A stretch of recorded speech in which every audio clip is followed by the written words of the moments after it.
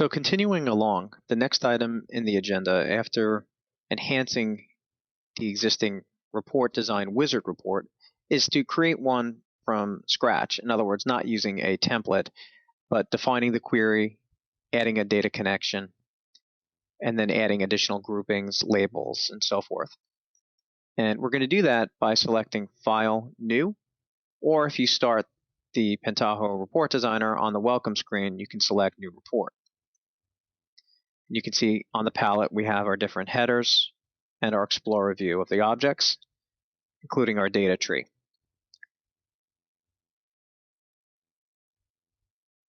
So what we'll do first is add a new data source.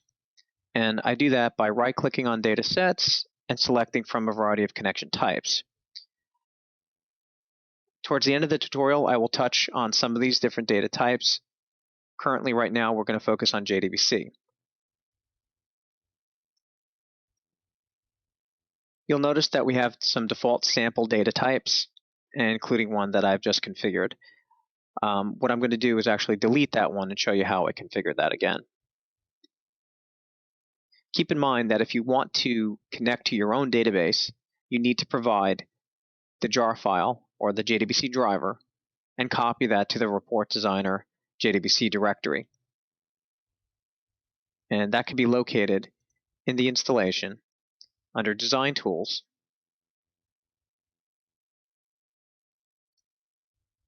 Report Designer, Lib, JDBC. So if you wanted to use Microsoft SQL Server or DB2 or another type of database that we did not provide the driver for, you copy that driver in here, restart Report Designer, and then use the configuration dialog, which I'll show you next. So in this case, I have a remote system that I want to access data on. And that remote system is somewhere in my network. And what I'm going to do is add a connection and provide a connection name. And the connection name I'll call sales data. And we're going to provide the host name. And this is 192.168.1.131. And we're going to provide the connection type. In this case, it is a MySQL database. So I will select MySQL and then provide the database name, which is sales data. And port number will be 3308. Entire user and password. Keeping in mind again that these credentials and these properties are provided to you by your DB admin or DBA. Okay, someone in your environment that has access to this data source knows these credentials, and it is up to you to provide that. If your connection type is not available in this list, what you're able to do is select generic database and then select custom connection URL, custom driver class name, and so forth. This is standard JDBC connectivity.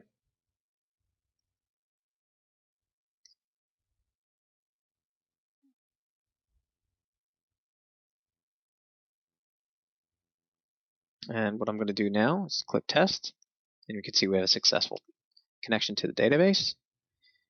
And we can click OK, and you can see now the connection has been added. What I'm able to do next is now define a query. And you can see there's a query name here. I'm going to call this sales data query. And then edit this query using the SQL Design Wizard. Now this SQL Design Wizard basically allows you to create simple ANSI standard SQL syntax. You are able to use stored procedures and cut and paste your SQL specific dialect for your relational database into the edit window as well. What I'm going to do is create a standard multi-dimensional fact table structure using CORD or CORD as the fact table, INV as the product table or dimensional table, CComp as my company table, and CSale as my sales table. And then what I'm going to do is just deselect these items. And then I'm going to begin joining them together. So if you want to position the tables accordingly, put your fact table in the middle and then use your dimensional tables. This is for defining SQL queries only. We do have a metadata Model Designer, where you could also use the metadata model to do that, and that'll be a little bit later in the tutorial. So I'm showing you accessing a SQL query utilizing the SQL Design Wizard.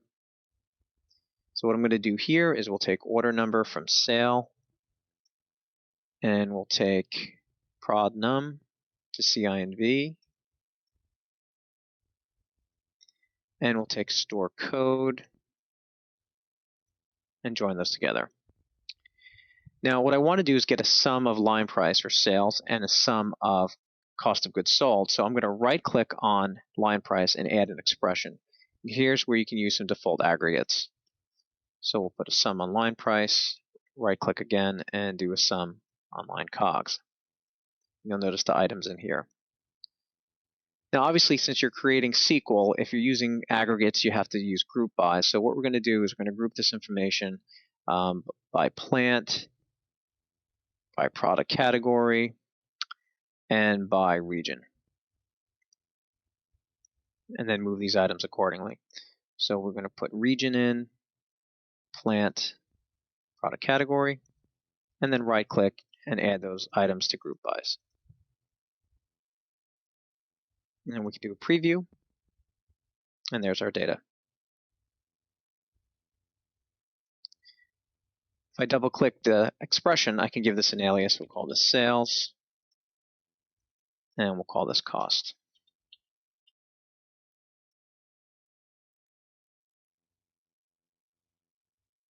Okay, so basically, finishing the SQL wizard defines the SQL syntax in the query window. So you could reutilize your existing SQL that you have from other products or other queries that you've designed. But this is just one way of designing your own queries.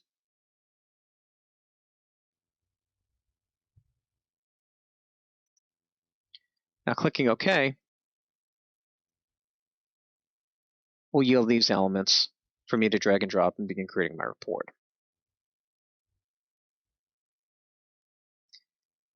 What we're going to focus on next is I'm going to add another data source connection, but this time I'm going to use a Excel spreadsheet that has rows and columns in it, and I'm going to import that and then show you how you could use that also as a data source.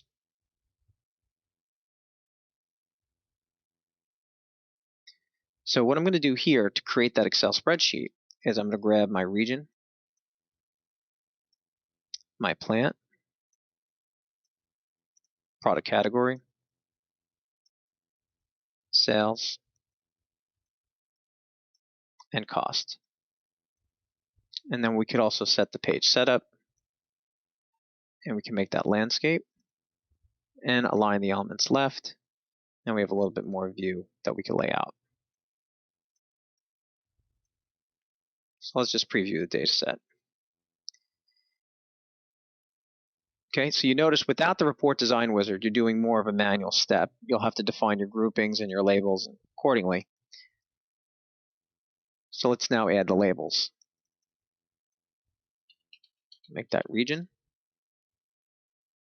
And then what you can do is also line up these elements by selecting the ruler and then creating guide markers. And these items will snap to each other. And this is a good way to align the headers with the particular columns that you're creating. So we'll cut and paste that. And we'll name that one plant. Do Control V again.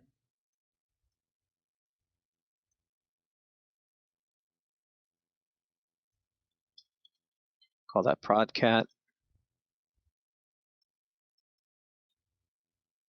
And repeat it for sales and cost.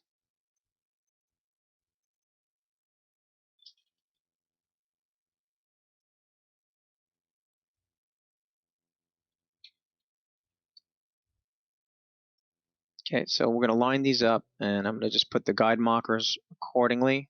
And you can see how they snap to grid. This assures that the headers are aligned to the particular detail column elements.